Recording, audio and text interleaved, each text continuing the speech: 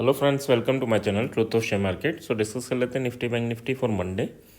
देखो, काफ़ी अच्छी रैली चल रही है एंड अब ये रैली क्या कंटिन्यू रह सकती है या फिर कुछ प्रॉफिट बुकिंग देखने को मिल सकती है। ठीक है, तो एफआईएस जिस हिसाब से बाइंग कर रहे हैं ना, आज भी अगर देखेंगे तो कैश मार्केट में 9,000 करोड़ की बाइंग है ना, तो काफ़ी अच्छी बाइंग चल रही है एंड कैश मार्केट में कंटिन्यूस ये इनकी बाइंग बढ़ती ही जा रही है।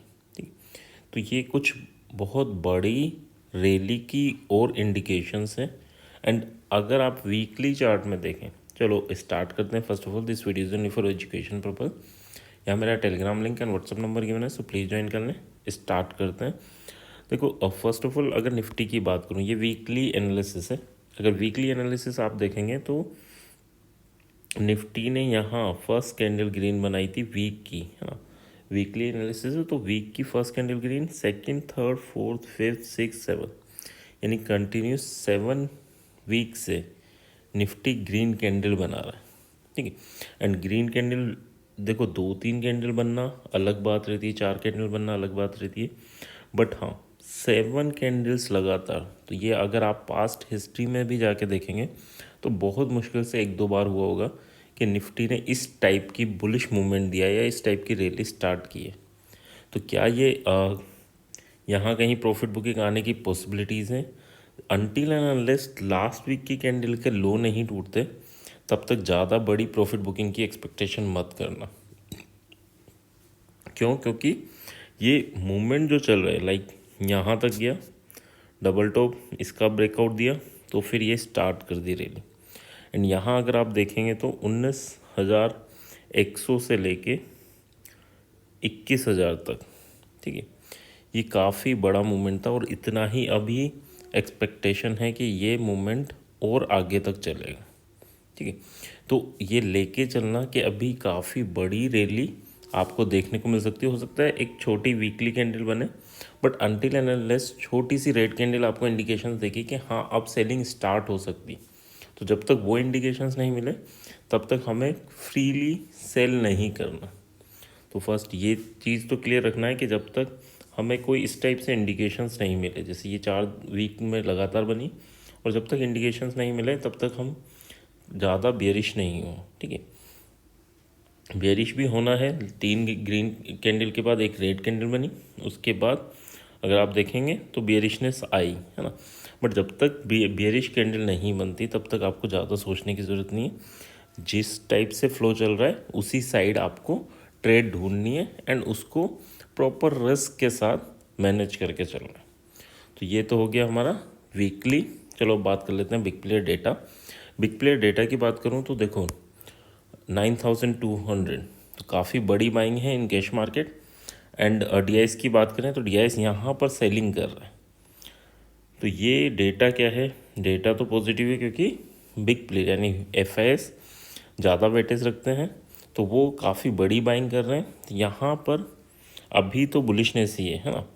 तो लास्ट कैंडल्स चाहे 15 मिनट की देखो, चाहे आप 1 डे की देखो, ये और 1 वीक की देखो, ये तीनों कैंडल्स आपको क्लियर होनी चाहिए कि इनके लो क्या है। तो अनटिल एंड अनलेस जब तक डे कैंडल का लो नहीं टूटता तब तक आपको बियरिश वीकली भी नहीं होना, और वीक कैंडल का अगर लो टूटता है तो फिर हम मंथली टाइम फ्रेम में भी थोड़े बेरिश हो सकते हैं। ठीक है, तो इन चीज़ों का थोड़ा सा ध्यान रखना। ओके, अब यहाँ अगर इंडेक्स फ्यूचर की बात करें, 1,400 करोड़ की बाइंग है, और स्टॉक फ्यूचर की बात करें 3,700 करोड़ की बाइंग है। तो टोटल मिला के इन्होंने 5,000 करोड़ की बाइंग कर रखी है इन फ्यूचर, यानी शॉर्ट टर्म के लिए यहाँ पर भी ये बुलिश ही है। ठीक है, इंडेक्स ऑप्शन की बात करें, यहाँ पर भी सेलिंग है। सो यहाँ ये भी डेटा आपका पॉजिटिव ही है, ये भी पॉजिटिव है। तो कंप्लीटली डेटा की बात करूँ तो डेटा सारा पॉजिटिव है। अब ये धीरे धीरे जाए, अभी जो डेटा है उस हिसाब से ये स्लोली ऊपर ही जाएगा, क्योंकि आज काफ़ी अच्छा मूवमेंट हो चुका। आईटी का हम वेट कर रहे थे, आईटी सेक्टर में भी मूवमेंट हो गया, बैंक में ऑलरेडी हो चुका। एंड अब अगर आईटी कंटिन्यू करता है इस रैली को, ठीक है, आईटी और बैंक मिलके इस रैली को कंटिन्यू कर सकते हैं, और ऑटो को भी अब साथ देना होगा, है ना। तो ऑटो सेक्टर अब इस रैली को लीड भी कर सकता है। ठीक है, आईटी में अभी ये है कि हाँ 2-3% आईटी अभी और ऊपर जा सकता है, बट हाँ, ऑटो सेक्टर को अभी स्टार्ट करना पड़ेगा एक बड़ा मूवमेंट, ठीक है। चलो, तो यहाँ अगर डेटा की बात करें so that is positive, but हाँ मूवमेंट आपके फ्लक्चुएशन होंगे, हर डिप बाइंग अपॉर्चुनिटी है अभी तक। तो until and unless last day की कैंडल का लो नहीं टूटता और उसके नीचे सस्टेन नहीं करता, तब तक आपके हर डिप बाइंग अपॉर्चुनिटी रहेगी। नेक्स्ट अगर हम बात कर लेते हैं so that is Nifty chart, level क्या निकल के आ रहे हैं।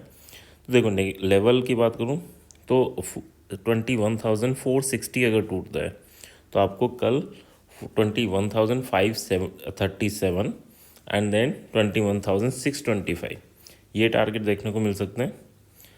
अगर ये टूटने के बाद आपका एसएल क्या लेके चलना है तो 21,440 का आपका एसएल रहेगा, ठीक है।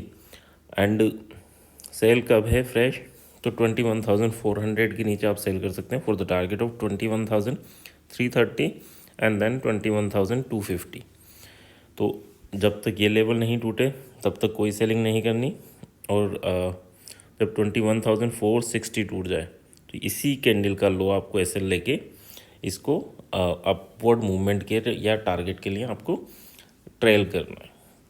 So that's about Nifty. Bank Nifty की बात कर लेते हैं।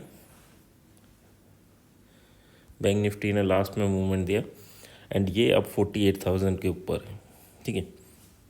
यहाँ अगर मैं बात करूँ तो देखो 48,200 लेके चलना, 200 के ऊपर निकलता है तो आपको 580 यानी 600 तक की रैली एंड 48,960 ये दो टारगेट आपको मिल सकते हैं अगर ये 48,200 के ऊपर सस्टेन करता है। तो नीचे की बात करें तो 48,000 के नीचे जाता है, थोड़ी बहुत प्रॉफिट बुकिंग देखने को मिलेगी 47,670 तक की, ये जहाँ पर इसने सपोर्ट लिया था, एंड इसके बाद 47,320 तक।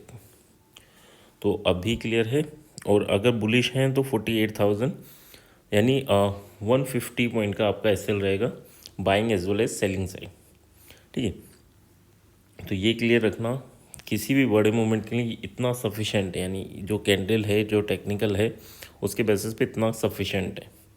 तो ये लेके चलना है हमें, कभी भी बाजार पलटी मारे तो हम छोटे से लॉस में एग्जिट कर दें। चलो बात कर लेते हैं ऑप्शन चेन की। ऑप्शन चेन क्या इंडिकेट कर रहा है, तो ऑप्शन चेन अभी जो इंडिकेशंस दे रहा है वो गैप अप के ही चांसेस दे रहा है। क्यों? क्योंकि in the money call writers आपके एग्जिट किए हैं और in the money put writers अभी भी जैसे कि तैसे बैठे हैं। बट हाँ, एक चीज़ और इम्पोर्टेंट है। क्या इम्पोर्टेंट है?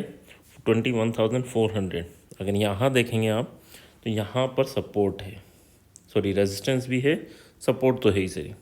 और 21,300 पर भी आपके थोड़े यानी कॉल राइटर बैठे हुए हैं, अभी एग्जिट नहीं किए। तो एक छोटा सा डिप 21,300 तक का आ सकता है, बट कब आएगा? अगर 400 टूटेगा तो, ठीक है। तो अगर 400 टूटता है तो 300 तक का आपको एक डिप देखने को मिल सकता है। 300 पे जैसे आएगा फिर ये एक्टिव हो जाएंगे और ये एग्जिट कर लेंगे, फिर आपको मूवमेंट अपवर्ड डायरेक्शन में ही देखने को मिलेगा ऊपर। यानी अगर इस हिसाब से देखें तो यहाँ पर हमें एक कॉल की अपॉर्चुनिटी रहेगी, एंड ऊपर आपका जो रेजिस्टेंस है ये तो ये हो गया, मेन रेजिस्टेंस है 21,500, ये टूटेगा तो आपको 21,700 तक का मूवमेंट इजीली देखने को मिलेगा, एंड उसके बाद 22,000 तक का। तो 500 अगर टूटता है तो काफ़ी अच्छा मूवमेंट हमें 21,700 तक का ऊपर देखने को मिलेगा, एंड इसके बाद 22,000 तक का सपोर्ट। यहाँ पर अगर हम देखें तो 21,500 पर भी आपके पुट राइटर आके बैठे हैं, तो ये भी अब सपोर्ट की तरह एक्ट करेगा। कल कहाँ फर्स्ट आवर में कहाँ मार्केट रुकता है, 500 के ऊपर रुकता है तो ये स्ट्रॉन्ग सपोर्ट हो जाएगा, और अगर आपका 400 के नीचे जाता है तो ये स्ट्रॉन्ग रेजिस्टेंस बन जाएगा। तब आपको 300 तक का मूवमेंट नीचे, 500 के ऊपर रुकेगा तो 600 तक का, और अगर 400 टू 500 के बीच में हो तो प्लीज़ अवॉइड करना, क्योंकि वो फिर डीके टाइम ही होगा, ठीक है। उस टाइम पे क्या होगा? डीके ही कराएगा मार्केट। तो 500 के ऊपर है या 400 के नीचे है तो ये आपका अपॉर्चुनिटी है बाय और सेल की।